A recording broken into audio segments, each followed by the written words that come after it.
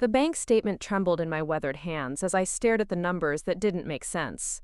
Where there should have been the comfortable cushion I'd spent 43 years building, there was nothing but a balance that made my heart skip.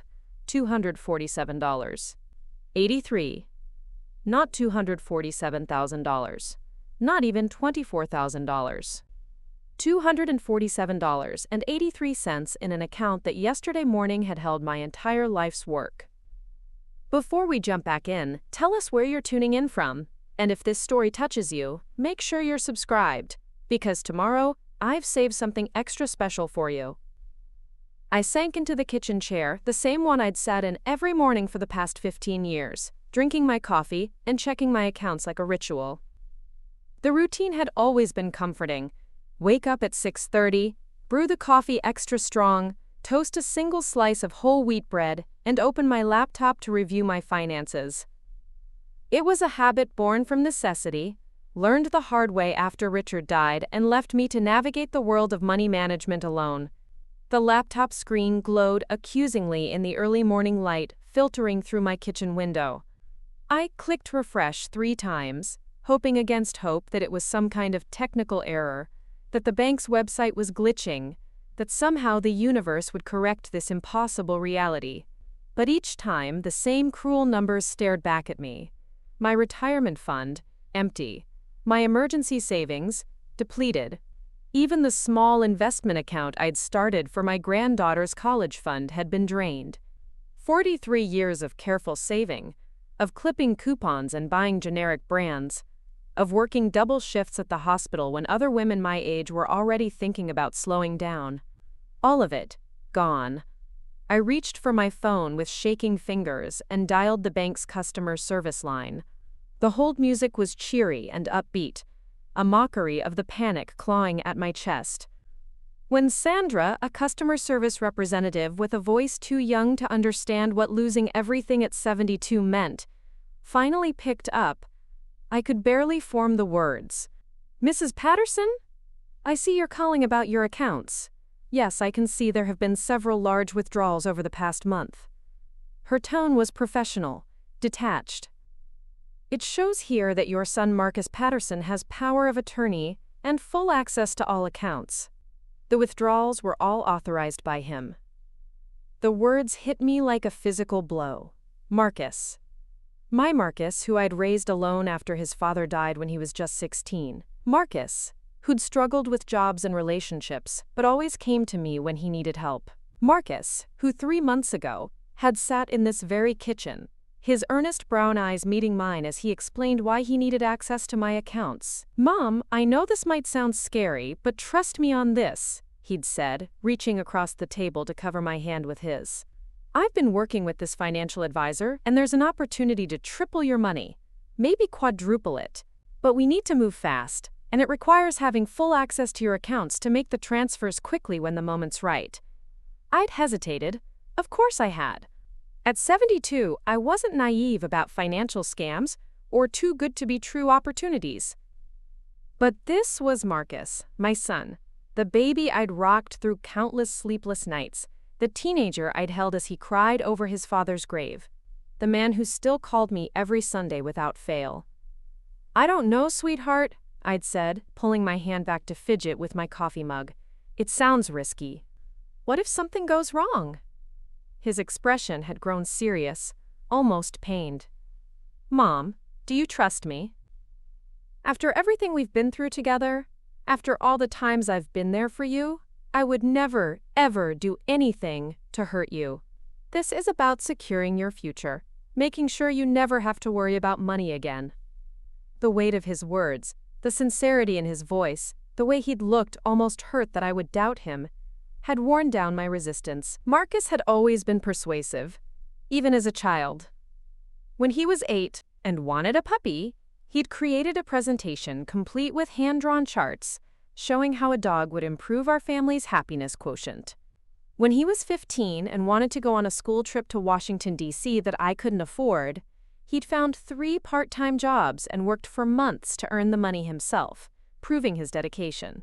So when he pulled out the power of attorney documents, already printed and organized with yellow sticky notes showing me where to sign, I'd pushed aside my instincts and trusted the son I'd raised to always do right by me. The advisor needs to move quickly when opportunities arise, Marcus had explained as I hesitated over the papers. Sometimes these windows are only open for hours, not days. If I have to call you and wait for you to get to the bank, we could miss everything. But if you give me this authority, I can act fast and maximize your returns. I'd signed the papers that afternoon, my signature looking smaller and more fragile than usual on the official documents. Marcus had hugged me tight, smelling like the expensive cologne he couldn't really afford, and promised this would change everything for both of us. Now, sitting in my kitchen with Sandra's voice explaining withdrawal dates and amounts, I understood exactly how much everything had changed. "Mrs. Patterson? Are you still there?" Sandra's voice seemed to come from very far away. "Yes," I managed. "Yes, I'm here. Can you tell me, when did these withdrawals start? Let me see. The first large withdrawal was on September 15th, for $75,000. Then September 22nd, another $50,000. It continued from there, Mrs. Patterson. The last withdrawal was yesterday, September 30th, for $12,000. Yesterday? While I'd been volunteering at the community center, helping serve lunch to families who couldn't afford groceries, my son had been draining the last of my money. The irony wasn't lost on me. "Is there anything else I can help you with today, Mrs. Patterson?" I wanted to scream that yes, she could help by explaining how a mother could be so thoroughly betrayed by the child she'd sacrificed everything for. She could help by turning back time 3 months and giving me the wisdom to say no. She could help by making this all a terrible nightmare that I could wake up from. Instead, I whispered, "No, thank you," and hung up the phone. The silence in my kitchen was deafening. This kitchen, where Marcus had done homework at the counter while I cooked dinner after my shifts at the hospital. Where we'd celebrated his high school graduation with a cake I'd made from scratch because we couldn't afford to buy one. Where he'd brought his first serious girlfriend to meet me, nervous and eager for my approval. My laptop was still open, still showing those devastating numbers. I stared at the screen until my eyes burned, willing the reality to change. But numbers don't lie the way people do. I thought about calling Marcus directly, but something stopped me. Maybe it was the way Sandra had said, authorized by him, with such certainty. Maybe it was the memory of how prepared he'd been with those documents. How smooth his explanation had sounded. Maybe it was the sick feeling growing in my stomach that this hadn't been a spur-of-the-moment mistake or a risky investment gone wrong. Instead, I called my daughter-in-law Lisa. Marcus had married her 5 years ago in a small ceremony in my backyard, her in a simple white dress she'd found at a consignment shop, him in his father's old suit that we'd had altered to fit. They'd been happy then, or at least I'd thought they were. Lisa answered on the third ring, her voice thick with sleep. "Eleanor, is everything okay? It's pretty early." I glanced at the clock on my microwave. 7:15 in the morning. Lisa worked nights as a nurse at the children's hospital, so early morning was the middle of her sleep cycle. "I'm sorry to wake you, honey, but I need to ask you something about Marcus." There was a pause, and when Lisa spoke again, her voice was more alert. "What about Marcus? Has he mentioned anything to you about investments? About moving my—" Preparing and narrating this story took us a lot of time. So if you are enjoying it, subscribe to our channel. It means a lot to us. Now, back to the story. "Money around to make better returns?" Another pause, longer this time. "Eleanor, what's going on?" I told her about the empty accounts. About Marcus having power of attorney. About the months of withdrawals. As I spoke, I could hear Lisa's breathing getting faster, more shallow. "Oh, God," she whispered when I finished. "Oh, God, Eleanor," I thought. I hoped I was wrong. Wrong about what? He's been different these past few months. Secretive. Coming home at strange hours, taking calls in another room. And the money. Her voice broke.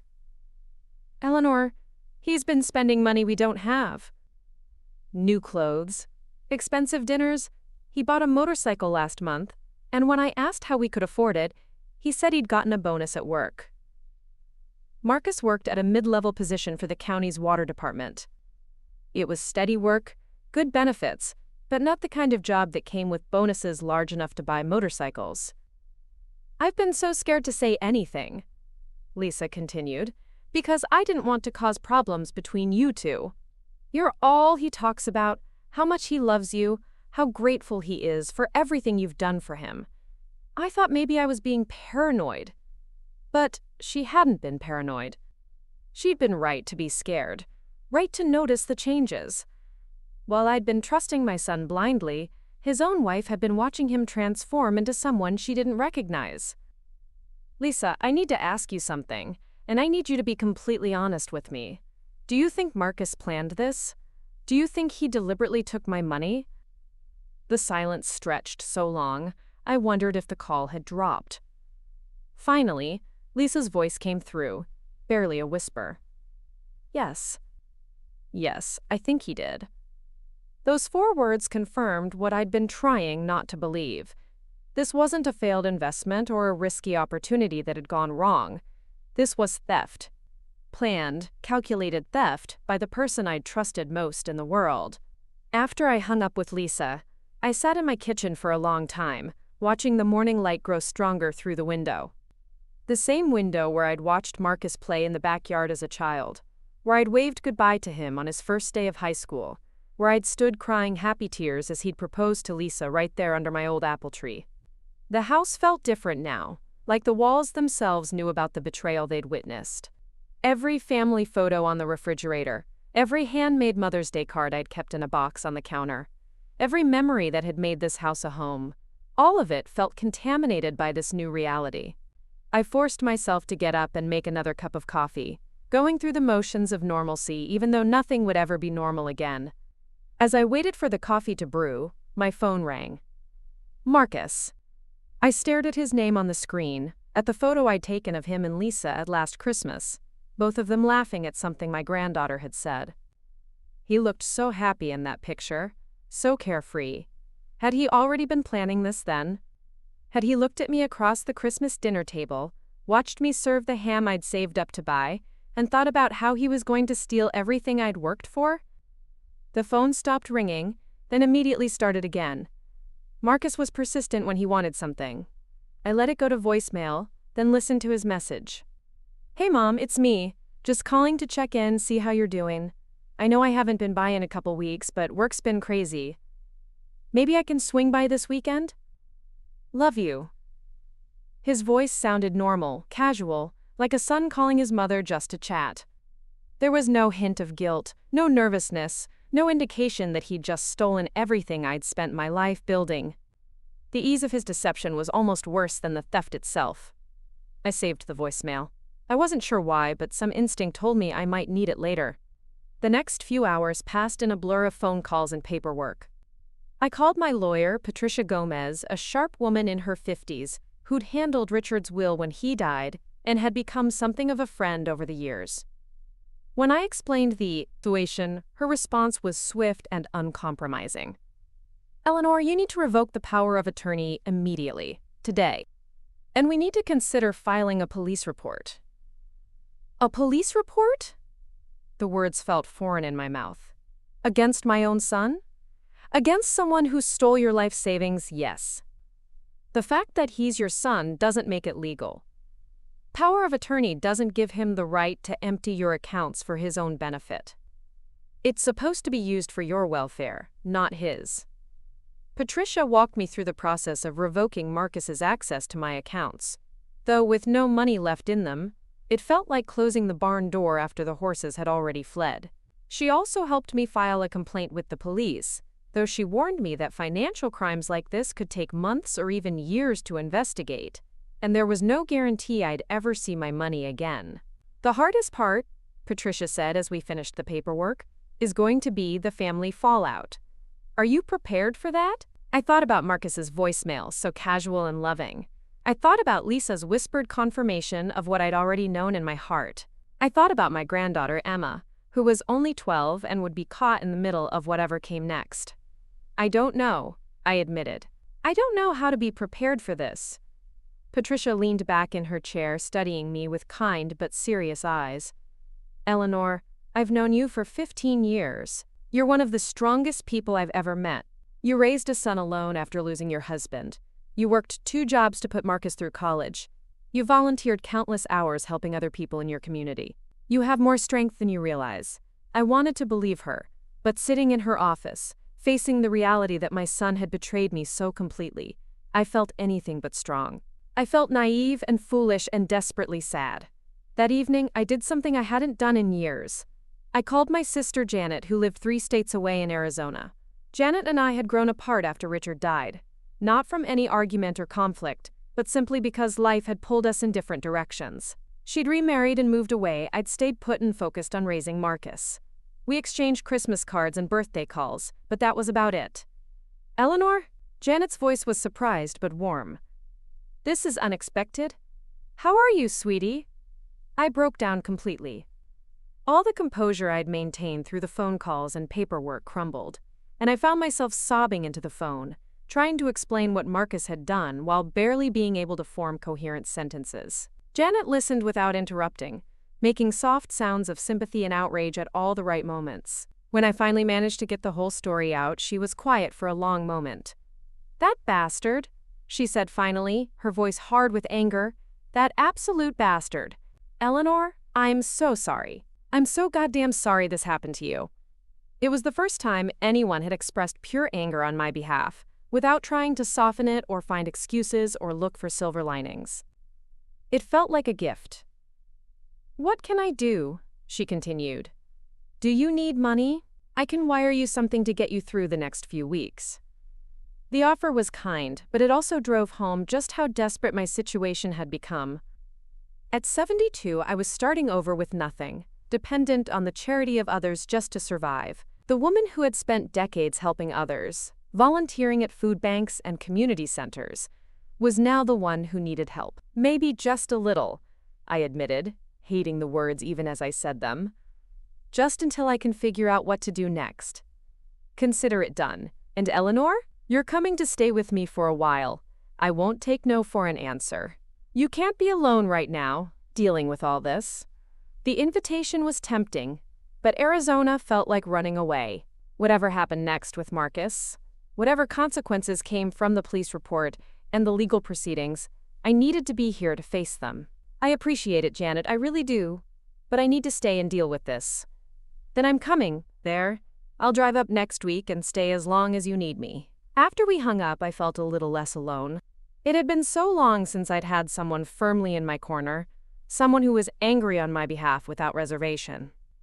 Janet's fury felt cleaner than my own complicated emotions about Marcus. The next morning, Marcus called again. This time, I answered. "Mom, there you are. I was starting to worry when you didn't call me back yesterday."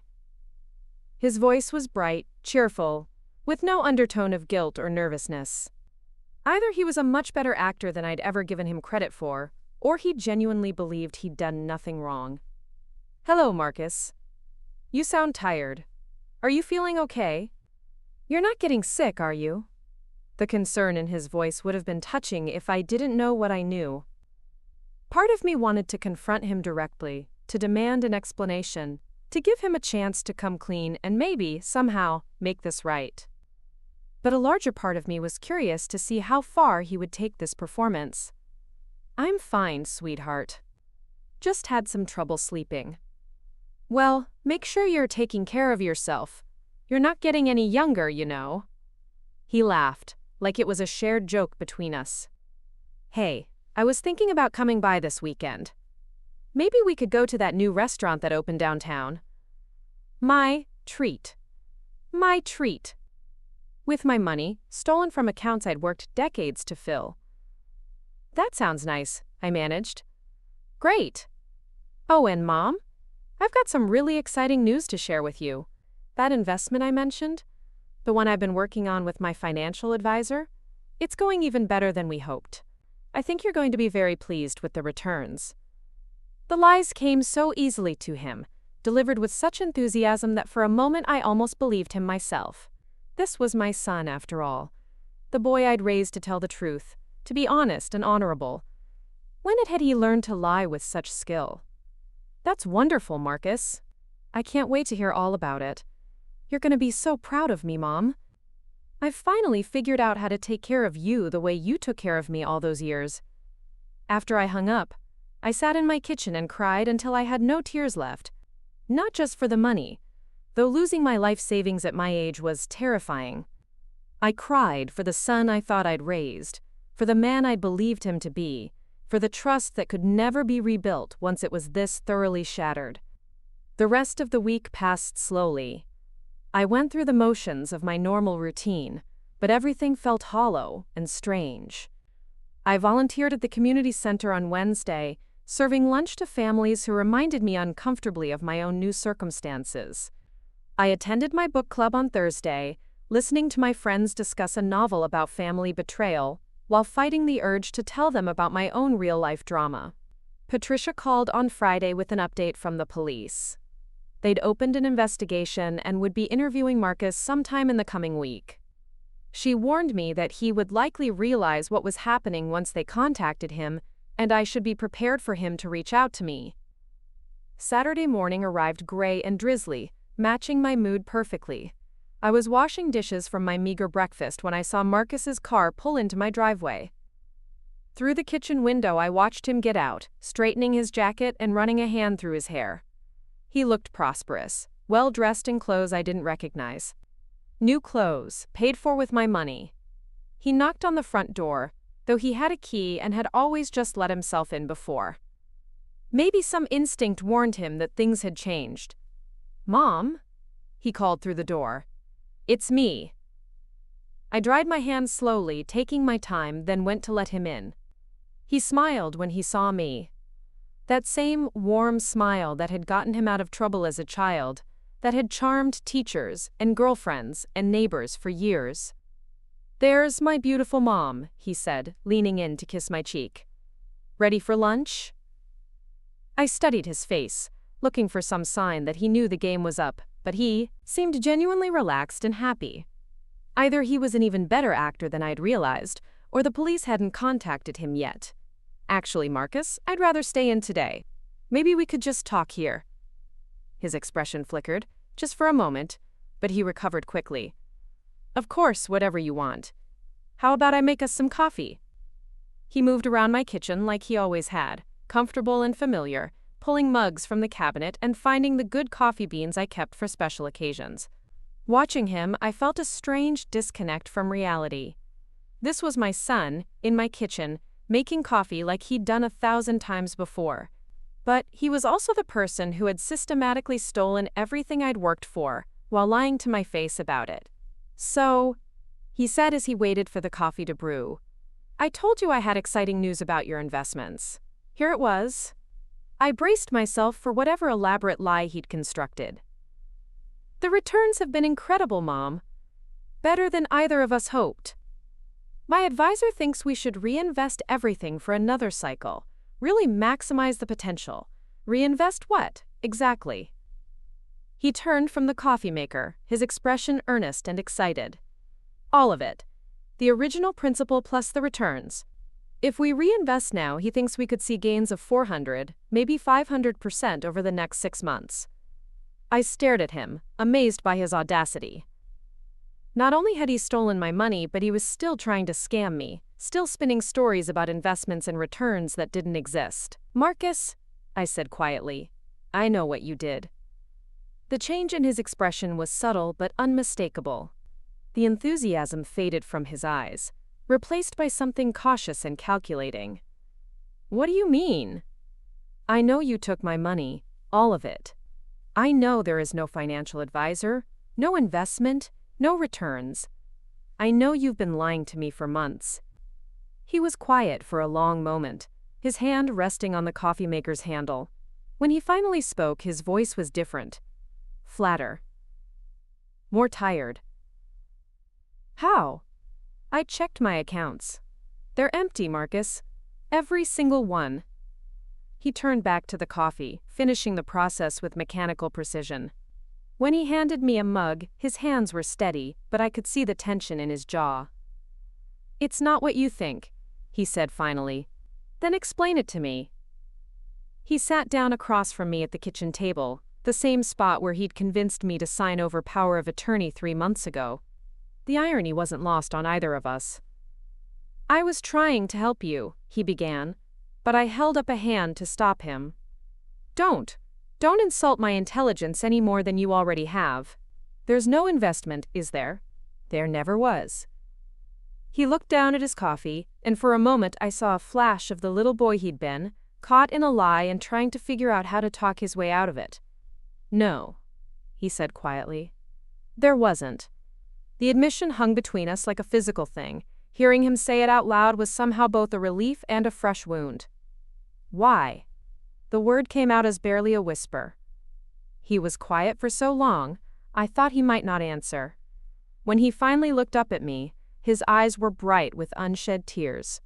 Because I'm drowning, Mom. I've been drowning for years, and I didn't know how to tell you. Tell me what?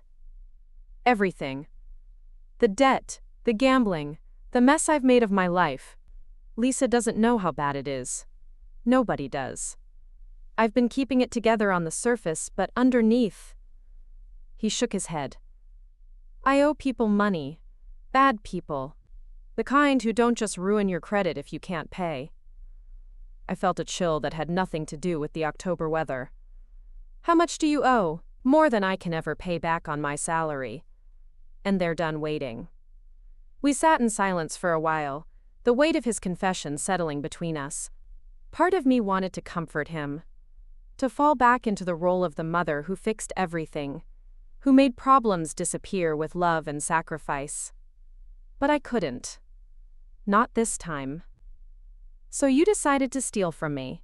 I was going to pay you back. I swear, Mom, I was going to find a way to pay it all back with interest. You would never have had to know. How? How were you going to pay back almost $500,000? He didn't have an answer for that, because there wasn't one. He'd stolen my life savings to pay his debts with no plan, no way to restore what he'd taken. He'd simply kicked the problem down the road and hoped something would work out. I filed a police report, I told him. His face went white. Mom, no, please. If I get arrested, if this becomes public, I'll lose my job. Lisa will leave me. Emma. He stopped, his voice breaking on his daughter's name. You should have thought about that before you stole from me. They'll put me in prison. Maybe they should. He recoiled like I'd slapped him. How can you say that? I'm your son. My son wouldn't have done this to me. We stared at each other across the table, and I saw the moment when he realized that his charm wasn't going to work this time, that his tears and explanations weren't going to make this go away. The little boy who could talk his way out of any trouble had finally encountered a problem too big for his silver tongue. What do you want me to do? He asked finally. I want my money back. I don't have it. It's gone. Then figure out how to get it back. Sell your house, sell your car, sell everything you own that you bought with my money. Get a second job, a third job, whatever it takes. That won't even cover a fraction of it. Then you'd better get creative, because I'm 72 years old and you've left me with nothing. Nothing, Marcus. Do you understand what that means? I can't work anymore. I can't start over. You've stolen my security, my peace of mind, my ability to take care of myself in my old age. He was crying now, really crying, but I felt no sympathy for him. All my sympathy was reserved for the 12-year-old granddaughter who was going to watch her father face the consequences of his choices. For the daughter-in-law who was going to lose the life she'd built through no fault of her own. I'm sorry, he whispered. I'm so sorry, Mom. Sorry doesn't pay my bills. Sorry doesn't give me back my retirement. Sorry doesn't undo the fact that you looked me in the eye and lied to me for months while you systematically robbed me. He left shortly after that, promising to figure something out, to make it right somehow. I watched him drive away in his expensive car, wearing his expensive clothes, and wondered if I would ever see him again once the police arrested him. That night, I called my granddaughter Emma. She was staying with Lisa's parents for the weekend, and her young voice was bright and happy when she answered the phone. Grandma Eleanor, Dad said you weren't feeling well. Are you better now? I'm fine, sweetheart. I just wanted to hear your voice. We talked about school and her friends and the books she was reading for English class. Normal, everyday things that felt precious in their simplicity. She had no idea that her world was about to be turned upside down, that her father was about to be arrested, that her family was about to be torn apart by his choices. When I hung up, I made a decision. Whatever happened to Marcus, whatever consequences he faced for his actions, Emma was innocent in all this. She deserved to have her college fund restored, her future protected from her father's mistakes. I called Patricia and asked her to look into setting up a separate account for Emma, something Marcus could never access, something that would be safe from whatever financial chaos was coming. It would be small at first, just whatever I could scrape together from my Social Security and the money Janet was sending, but it would be a start. The police called Monday morning to let me know they'd interviewed Marcus and that he'd confessed to taking the money. They were moving forward with charges, and I should expect the case to take several months to work through the court system. Lisa called that afternoon, her voice hollow with shock. "He told me everything," she said. "About the gambling, the debt, what he did to you." Eleanor, I had no idea it was this bad. I knew something was wrong, but I never imagined. "What will you do now?" "I don't. No, I love him, but I don't know how to get past this. How do I explain to Emma that her father is going to prison? How do I rebuild a life from this mess?" There were no good answers to those questions. Marcus's choices had created a ripple effect that would hurt everyone who loved him.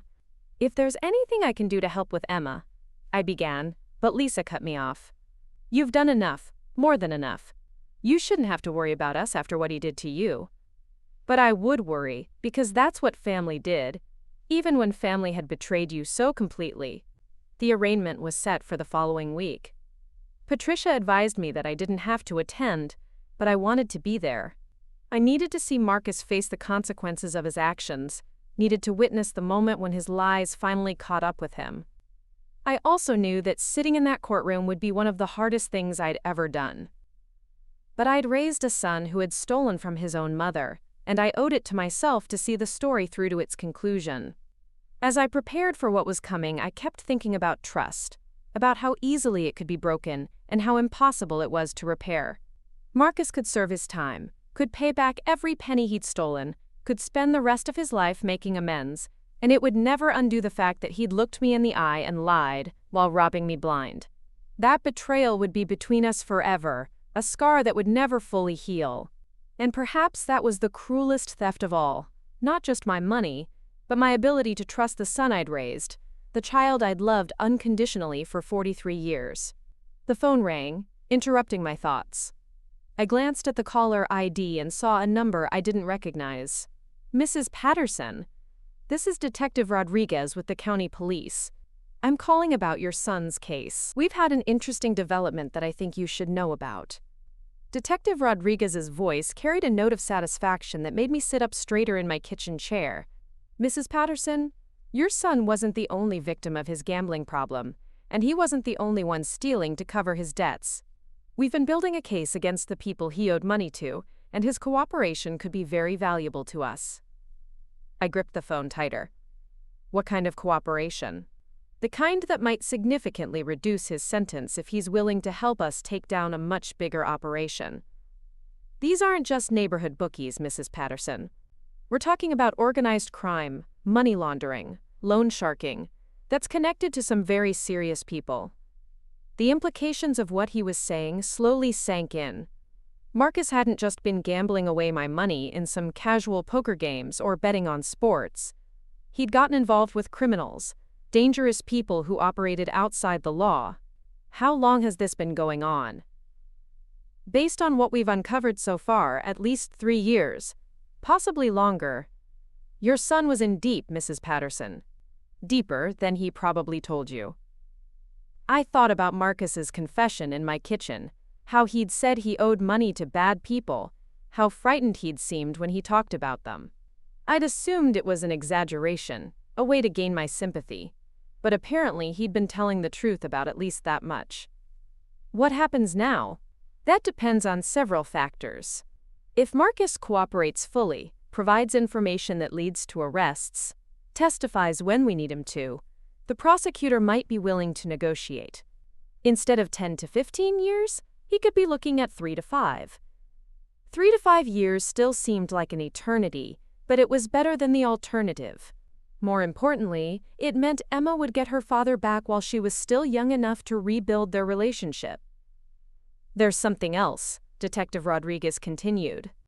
"During our investigation, we've discovered that some of the money your son stole is still traceable. Not all of it, but a portion was moved through accounts we've been monitoring. We might be able to recover some of your funds." The possibility of getting even part of my money back was so unexpected that I had to ask him to repeat himself. For weeks, I'd accepted that everything was gone forever, that I'd spend whatever years I had left dependent on Social Security and the kindness of others. "How much?" "It's too early to say for certain, but potentially 30 to 40%. Maybe more if we can follow the trail through all their associated accounts.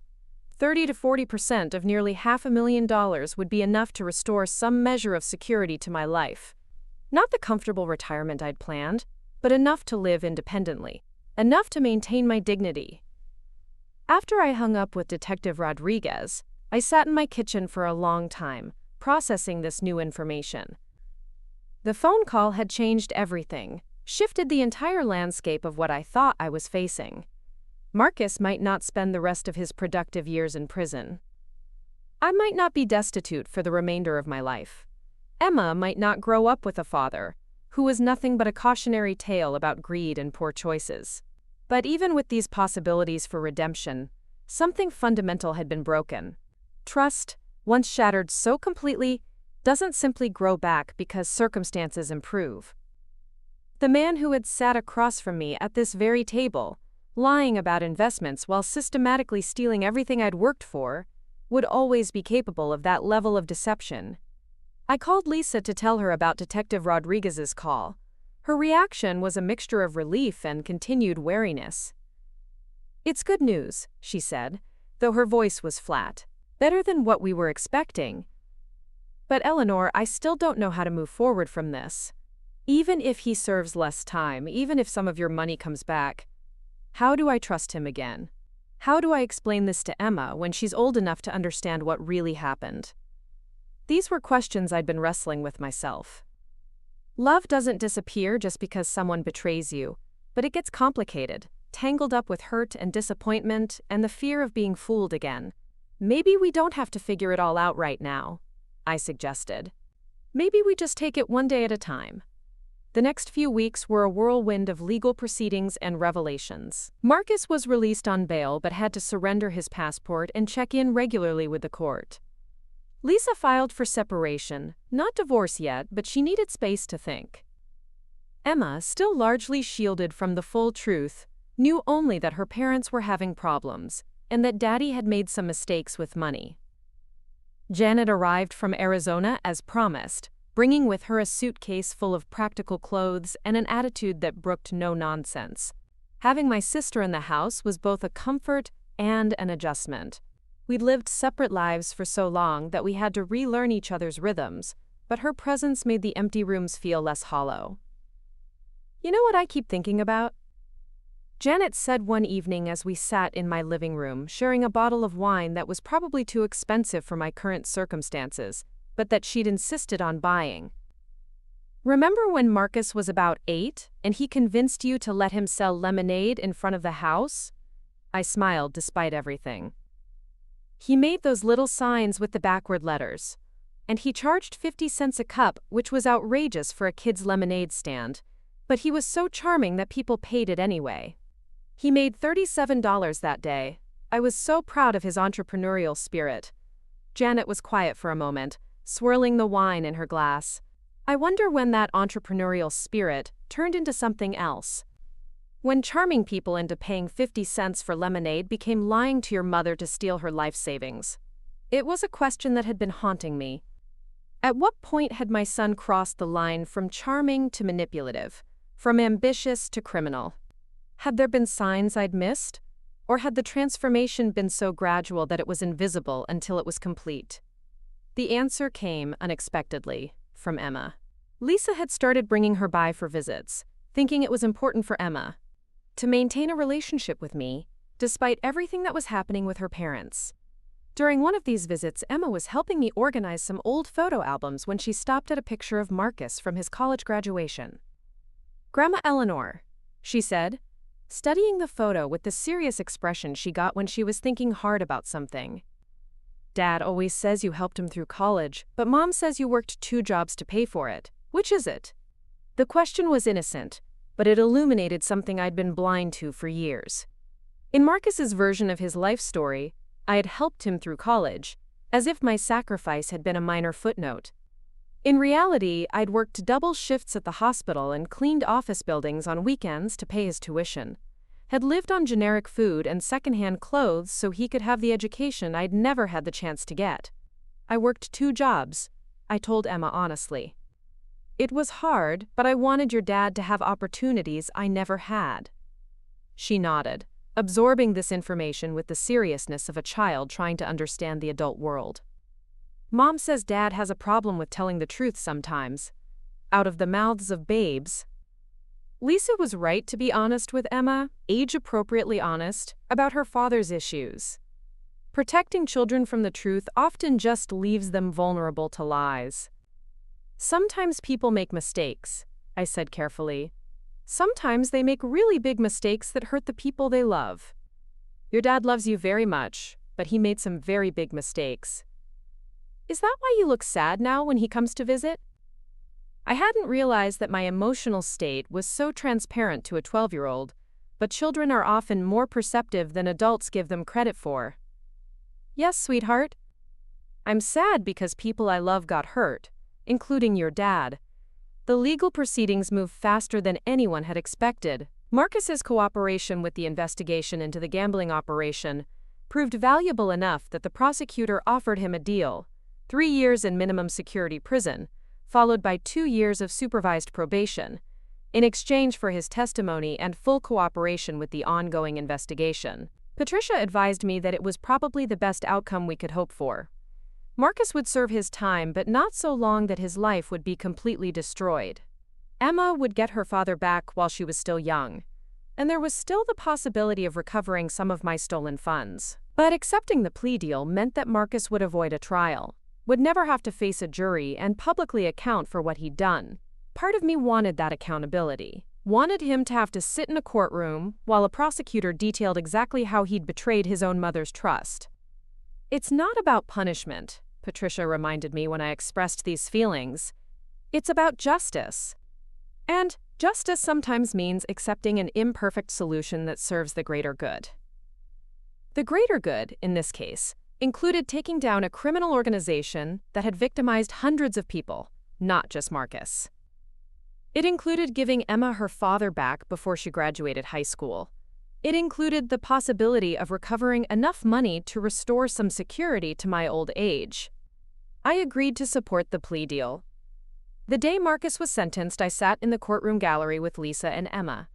We'd debated whether Emma should be there, but Lisa felt she was old enough to understand what was happening and deserved to see her father take responsibility for his actions. Marcus looked smaller in his courtroom clothes than he did in real life. The expensive suits he'd bought with my money had been replaced by an off-the-rack navy blazer that didn't quite fit right. His hair was shorter, his face thinner. 3 months of living with the weight of his confession had changed him physically. When the judge asked if he wanted to make a statement before sentencing, Marcus stood and turned to face the gallery. His eyes found mine first, then Lisa's, then Emma's. "Your Honor, I want to say that I'm sorry. Not just sorry that I got caught, but truly sorry for what I did. I stole money from my mother, who sacrificed everything to raise me and give me opportunities. I lied to her for months while I systematically robbed her of her security and her trust." His voice broke slightly, but he continued. "I hurt my wife and my daughter, who didn't deserve to pay the price for my choices. I let gambling addiction and desperation turn me into someone I don't recognize, someone who could look his own mother in the eye and lie while stealing her life savings." He paused, wiping his eyes with the back of his hand. "I know that saying I'm sorry doesn't undo the damage I've caused. I know that serving my sentence doesn't automatically restore the trust I've broken. But I want my family to know that I take full responsibility for what I did, and I'll spend the rest of my life trying to make amends." When the judge formally sentenced him to 3 years, followed by supervised probation, Marcus nodded acceptance without protest. He was led away in handcuffs, but not before being allowed a brief moment to hug Emma and whisper something in her ear that made her nod solemnly. Outside the courthouse, Emma walked between Lisa and me, holding both our hands. "Is Daddy gonna be okay?" she asked.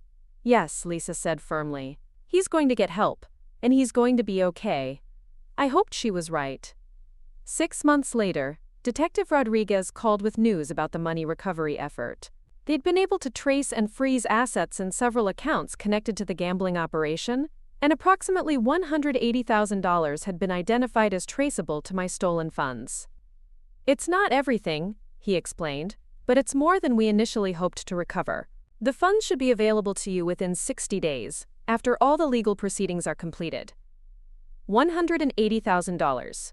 It wasn't the nearly $500,000 that Marcus had stolen, but it was enough to restore some measure of financial security to my life. Combined with my Social Security and the small pension from the hospital, it would allow me to live independently and maintain my dignity. More importantly, it validated the decision to support the plea deal. Marcus's cooperation had led to the arrest of 12 people involved in the gambling and loan sharking operation. Other victims, people I'd never meet, would also be getting some of their money back. Janet had extended her visit indefinitely, claiming she was enjoying the change of scenery, but I suspected she was reluctant to leave me alone during this period of upheaval. I was grateful for her presence, even when she drove me crazy by reorganizing my kitchen cabinets and commenting on my grocery choices. "You know," she said one morning over coffee, "you seem different now. Not better or worse necessarily, just different." I considered her observation. "How so?" "You're less deferential, I guess. Less worried about keeping everyone else happy at your own expense." She was right. The experience of being so thoroughly betrayed had burned away some of the people-pleasing tendencies I'd carried my whole life. I was more direct now, more willing to state my needs and boundaries clearly. The woman who had spent decades putting everyone else's comfort before her own had been replaced by someone who understood that self-preservation wasn't selfish. Lisa and Emma continued to visit regularly. Lisa had started therapy to work through her feelings about Marcus's betrayal and their marriage, while Emma was seeing a counselor who specialized in helping children cope with family trauma. Both seemed to be healing, slowly but steadily. Marcus wrote letters from prison, addressed to all of us. I read them but didn't always respond. His words were contrite and thoughtful, full of insights about his addiction and the choices that had led him to steal from his own mother. But words on paper, no matter how sincere, couldn't undo the months of systematic deception. Emma wrote back to her father religiously, telling him about school and friends, and the books she was reading. Her letters were full of the everyday details that make up a life, and I hoped they were helping Marcus remember what he'd put at risk with his choices.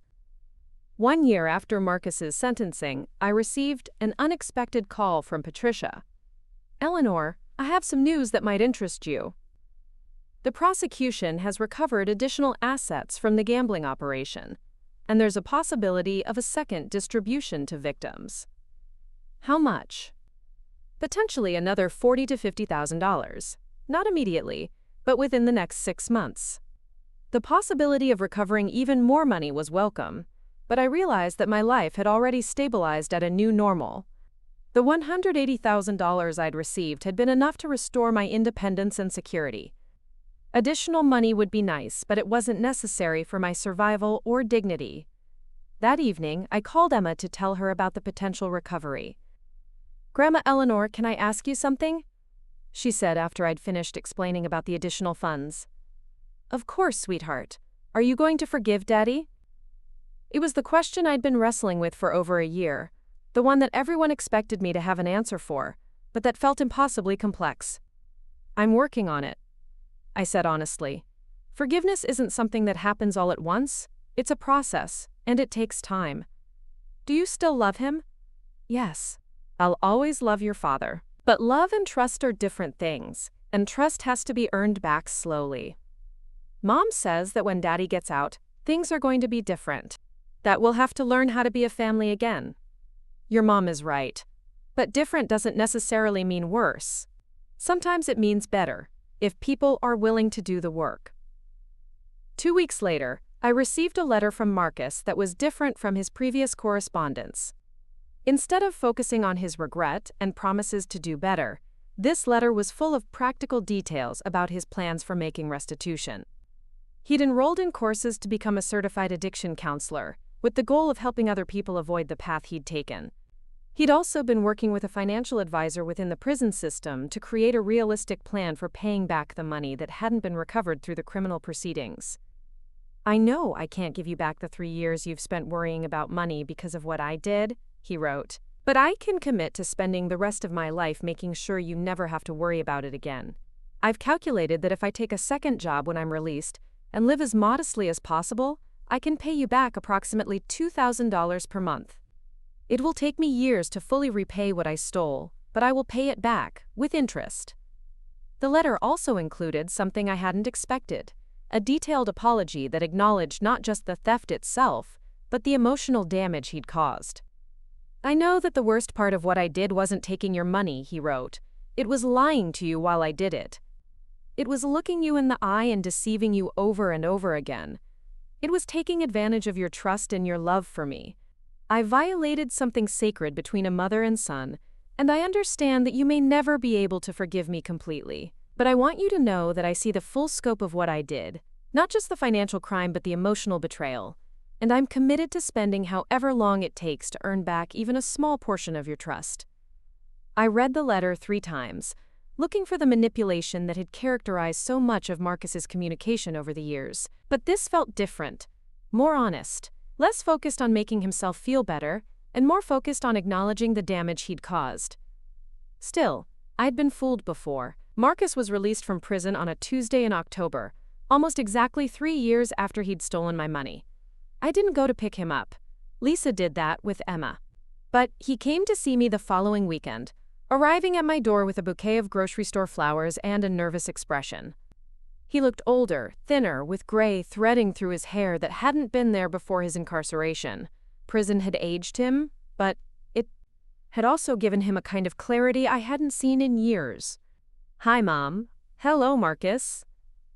We sat in my living room, the same room where family photos still lined the mantelpiece, where evidence of our shared history surrounded us even as we tried to figure out how to rebuild our relationship. "I know you don't trust me," he said without preamble. "I know that anything I say sounds hollow after what I did. But I want you to know that I'm different now. Not perfect, not cured of everything that led me to make those choices, but different." I studied his face, looking for signs of the old Marcus, the one who could charm his way out of any situation. What I saw instead was someone who looked genuinely humbled by his experiences. "Tell me about your plans," I said. He outlined his goals: maintaining his sobriety from gambling, working 2 jobs to pay me restitution, continuing therapy to address the underlying issues that had led to his addiction. He'd already secured employment at a nonprofit that helped former inmates reintegrate into society, and he'd lined up weekend work doing home repairs. "I've also been thinking about Emma," he continued, "about how to be a father to her after everything that's happened. She's 15 now, not the little girl I left behind. She has questions, and she deserves honest answers." "What kind of questions?" "About why I did it. About whether I ever really loved her and her mother, or if I was just using everyone around me. About whether she can trust me not to hurt the family again." These were hard questions, the kind that couldn't be answered with simple reassurances or promises. They required sustained action over time, proof through behavior rather than words. "And how are you answering them?" "Honestly, I tell her that I did love her and Lisa, that I love you, but that my addiction made me selfish and dishonest. I tell her that love isn't enough if it doesn't translate into respectful, trustworthy behavior. I tell her that she's right to question whether she can trust me, and that I have to earn that trust back through my actions." We talked for over an hour, covering everything from his experiences in prison to his plans for the future. When he left, he handed me an envelope. "The first month's restitution payment," he said. $2,000, like I promised in my letters. "It's going to take me a long time to pay you back everything I owe, but this is a start." After he left, I opened the envelope and found not just the money but a handwritten note. This represents 47 hours of work at my new job and 16 hours of weekend work doing home repairs. I thought you might want to know that this money was earned honestly, and that every month going forward, I'll be able to tell you exactly how many hours I worked to earn your payment. It was a small detail, but it mattered. It showed that he understood the importance of transparency, of never again leaving me to wonder where money was coming from or whether he was telling me the truth. Over the following months, Marcus kept his word. The monthly restitution payments arrived like clockwork, always accompanied by a brief note detailing how the money had been earned. He attended family dinners when invited, but didn't presume he was welcome.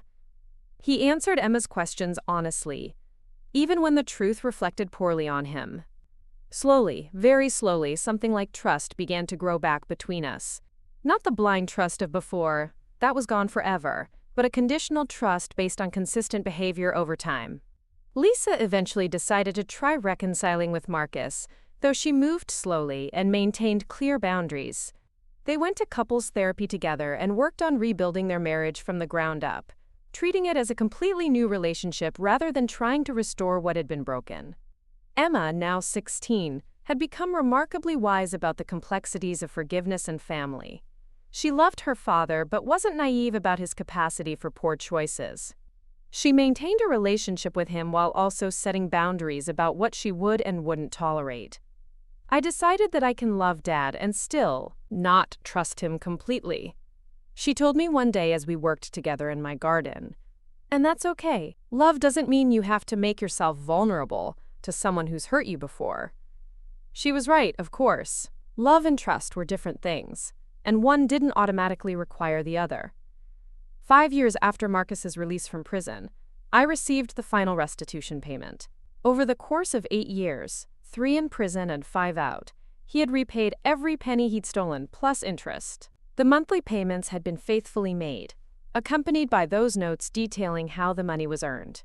The day I deposited the final check, I called Marcus to tell him that his debt to me had been satisfied. "Thank you," he said, and I could hear the emotion in his voice. Not just for accepting the payments, but for giving me the chance to make things right. "You earned that chance," I told him, through 8 years of consistent behavior. That evening, I sat in my kitchen, the same kitchen where Marcus had convinced me to sign over power of attorney 9 years earlier. Everything looked the same, but everything was different. I was different, changed by the experience of being betrayed so completely and then slowly, carefully, allowing trust to grow back.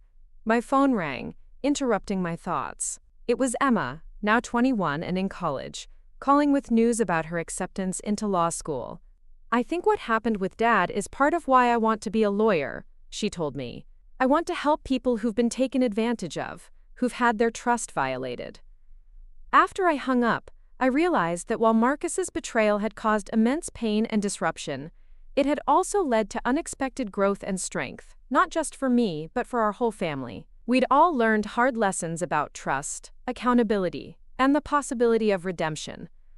The woman who had blindly trusted her son with her life savings no longer existed. In her place was someone more cautious but also more self-assured, someone who understood that protecting herself wasn't selfish, that requiring accountability wasn't unforgiving. Marcus was a different person too, humbled by his experiences and committed to earning his place in the family rather than assuming it was guaranteed. His relationship with Emma was deeper and more honest than it had been before his arrest. His marriage to Lisa, rebuilt from scratch, was stronger for having weathered such a severe test. None of this meant that what Marcus had done was acceptable, or that the pain he'd caused was worthwhile. But it did mean that even the worst betrayals could be survived, that families could heal from seemingly insurmountable damage, and that trust, once broken, could be rebuilt, slowly, carefully, and with appropriate safeguards in place. As I prepared for bed that night, I reflected on the journey that had brought me to this point. The scared, betrayed woman who had discovered her empty bank accounts 9 years ago had become someone stronger, wiser, and more resilient than she'd ever imagined possible. It hadn't been the retirement I'd planned, but it had been a life well lived nonetheless. And tomorrow I would wake up secure in the knowledge that I had survived the worst betrayal imaginable and emerged not just intact, but stronger. The weeks following Marcus's initial confession felt like living in a strange, alternate reality where everything looked the same but nothing felt familiar. I still woke up in the same bed, still made coffee in the same kitchen, still sat in the same chair to read the morning paper. But underneath the routine, everything had shifted. The foundation of trust that had supported my relationship with my son for 43 years had cracked so completely that I wasn't sure it could ever be repaired. Janet noticed the change in me before I did.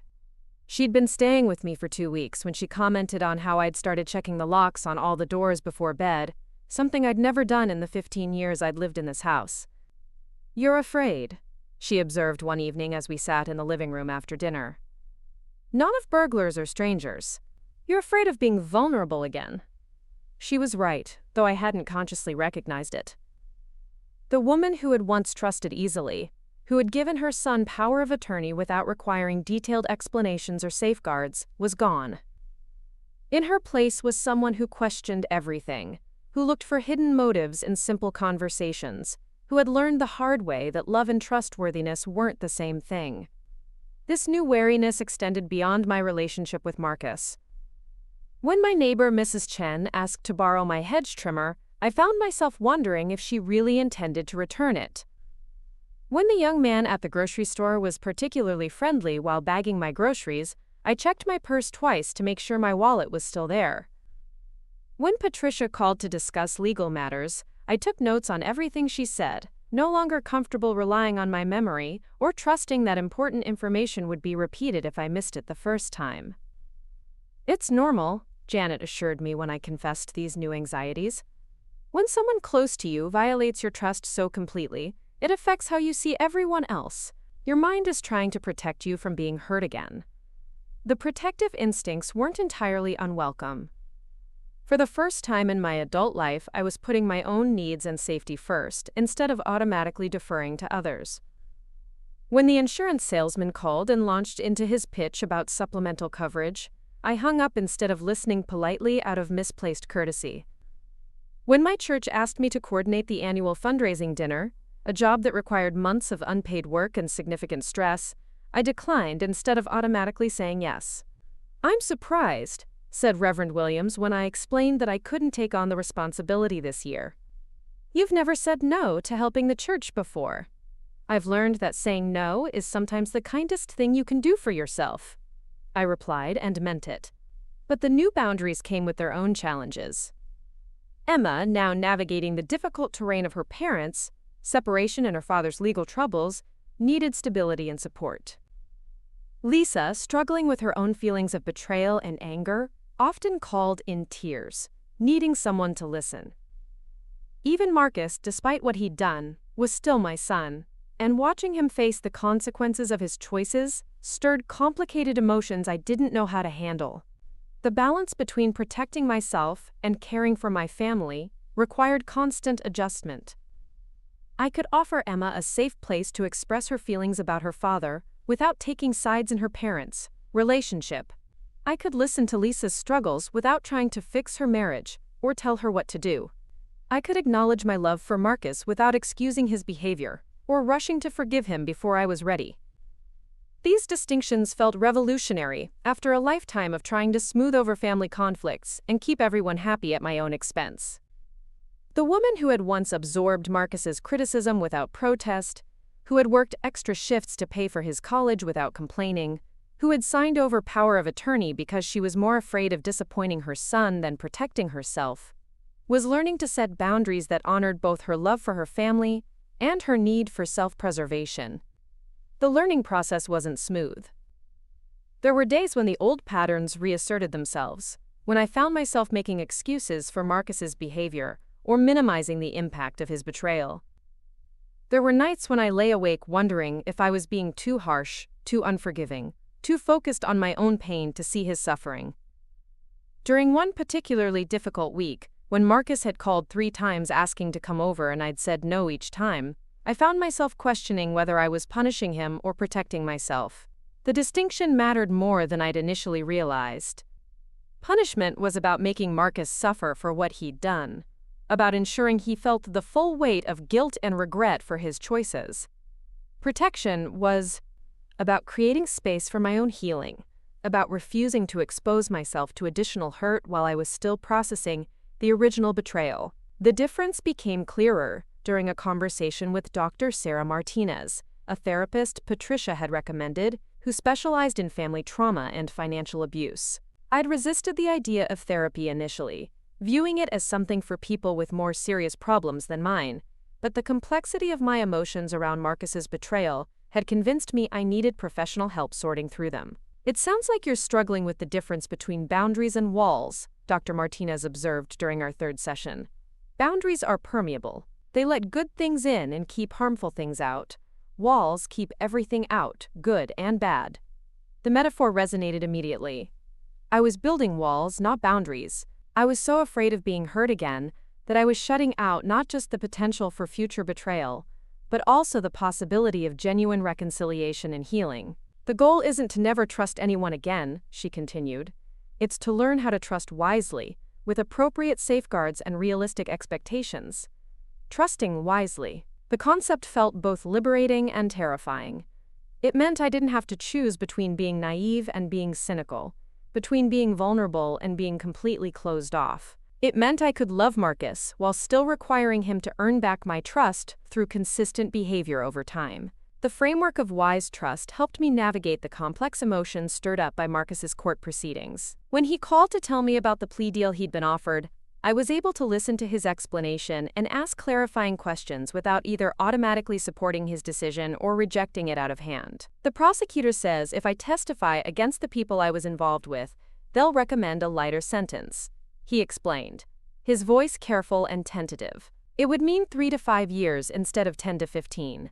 What does testifying involve?" "Explaining how their operation worked, providing details about transactions, identifying key players. It would help them build cases against the people who run the gambling ring." I found myself thinking not just about what this meant for Marcus, but about the other victims of the criminal organization he'd been involved with. People like me, whose trust had been exploited, whose savings had been stolen to fuel someone else's addiction and greed. "It sounds like the right thing to do," I said finally. "Not just for you, but for everyone else they've hurt." The old me might have automatically supported whatever Marcus wanted, might have focused only on minimizing his punishment without considering the broader implications of his choices. The new me could see the situation more clearly, could support the decision that served justice rather than just family loyalty. As the legal proceedings continued, I found myself gradually rebuilding not just my relationship with Marcus, but my understanding of who I was as a person. The experience of being so thoroughly betrayed had stripped away illusions I'd carried for decades, about family, about trust, about my own judgment. For years I'd defined myself primarily as Marcus's mother, as someone whose worth was tied to how well I'd raised him and how successful he became. His betrayal forced me to confront the possibility that maybe I hadn't been the perfect mother I'd believed myself to be, that maybe my unconditional support had enabled some of his worst impulses rather than helping him develop into a trustworthy adult. "You're not responsible for his choices," Dr. Martinez reminded me during a session where I'd been particularly hard on myself. "Adult children make their own decisions, and those decisions reflect their character, not necessarily their upbringing." But surely some responsibility was mine. I was the one who had taught him that his charm could get him out of trouble, who had bailed him out of increasingly serious problems throughout his 20s and 30s, who had been so eager to help that I'd never required him to face the full consequences of his poor decisions. "There's a difference between taking appropriate responsibility and taking all the responsibility," she explained. "You can acknowledge that some of your parenting choices might have been misguided without accepting blame for his decision to steal from you." The distinction helped me separate my regrets about the past from my hopes for the future. I could wish I'd been firmer with Marcus as he was growing up, without believing that better parenting would have prevented his gambling addiction and the choices it led to. I could commit to setting better boundaries going forward, without torturing myself about the boundaries I should have set years ago. This process of self-reflection was complicated by well-meaning friends and family members who had opinions about how I should handle the situation. Some thought I was being too harsh with Marcus, that families should forgive and move on. Others thought I was being too lenient, that I should cut him out of my life completely. My sister Janet, despite her initial anger on my behalf, had evolved into the family forgiveness camp. "He's your son," she reminded me one day when I'd declined another of Marcus's requests to visit. "Whatever mistakes he's made, he's still your child." "He's also a 43-year-old man who made calculated decisions to steal from his mother," I replied. "Being my son doesn't erase the fact that he's also someone who betrayed my trust in the most fundamental way possible." My neighbor Mrs. Chen, whose own adult son had struggled with addiction, took the opposite view. "You can't trust an addict," she said bluntly one afternoon when we encountered each other at the grocery store. "They'll say whatever they need to say to get what they want. The only safe thing is to protect yourself completely." Both perspectives contained elements of truth, but neither captured the full complexity of my situation. Marcus was both my son and someone who had betrayed me. He was both an addict who had made terrible choices and a person capable of growth and change. The challenge was holding both realities simultaneously without letting either one completely override the other. The middle path I eventually found involved what Dr. Martinez called earned trust. Instead of cutting Marcus off completely or returning to blind faith in his good intentions, I could offer him opportunities to demonstrate trustworthiness through his actions over time. When he asked to visit, I could say yes but set clear parameters, short visits, in public places, with specific topics of conversation off limits until I was ready to discuss them. When he offered to help with household tasks, I could accept the help while maintaining oversight of anything that involved access to my personal information or finances. "Trust isn't binary," Dr. Martinez explained. "It's not all or nothing. You can trust someone to show up on time for dinner without trusting them with your life savings. You can trust someone to love you without trusting them to always make good decisions." This nuanced approach to trust felt both more realistic and more hopeful than the extremes of complete forgiveness or total estrangement. It acknowledged that relationships could be rebuilt after serious betrayal, but only if both parties were willing to do the slow, difficult work of earning and extending trust in small increments over time. The first test of this approach came when Marcus was released on bail, pending his sentencing. He called to ask if he could come by to pick up some belongings he'd stored in my garage, items from his childhood and early adulthood that had sentimental value. The old me would have said yes immediately, eager to help and afraid of seeming petty or vindictive. The new me paused to consider what I was comfortable with. "You can come by Saturday afternoon," I said finally. "Janet will be here and I'd prefer if you brought Lisa with you. You can take whatever belongs to you, but I'd like us all to go through the boxes together so there are no misunderstandings." It was a small test but an important one. Could Marcus respect the boundaries I was setting? Could he accept that rebuilding our relationship would require transparency and accountability rather than the blind trust he'd previously enjoyed? On Saturday, he arrived with Lisa and Emma, all three of them seeming nervous about the encounter. We spent an awkward but civil hour going through boxes of his old belongings, with Marcus asking permission before taking anything and Lisa helping to inventory what was being removed. "Thank you," he said as they prepared to leave, his arms full of photo albums and childhood mementos. "I know this isn't easy, and I appreciate you letting me have these things." It was such a small thing, expressing gratitude for being allowed to reclaim his own belongings, but it represented a fundamental shift in our dynamic. The son who had once assumed unlimited access to everything I had was learning to appreciate limited access to anything at all. These small interactions, repeated over time, began to create a new foundation for our relationship, not based on my unconditional giving and his casual taking, but on mutual respect and clearly communicated boundaries. It was a slower, more cautious kind of love than what we'd had before, but it felt more sustainable because it was based on reality rather than wishful thinking. The process of rebuilding trust with Marcus also changed how I approached all my other relationships. With Lisa, I learned to offer support without trying to manage her decisions about her marriage. With Emma, I learned to provide stability without trying to shield her from age-appropriate knowledge about her father's problems. With Janet, I learned to accept help without feeling diminished by my need for it. Each relationship required its own careful calibration of boundaries and expectations, its own balance of caring and self-protection. The skills I was learning in therapy about wise trust, about the difference between boundaries and walls, about taking appropriate rather than total responsibility, proved useful far beyond my relationship with Marcus. Up next, you've got 2 more standout stories right on your screen. If this one hit the mark, you won't want to pass these up. Just click and check them out.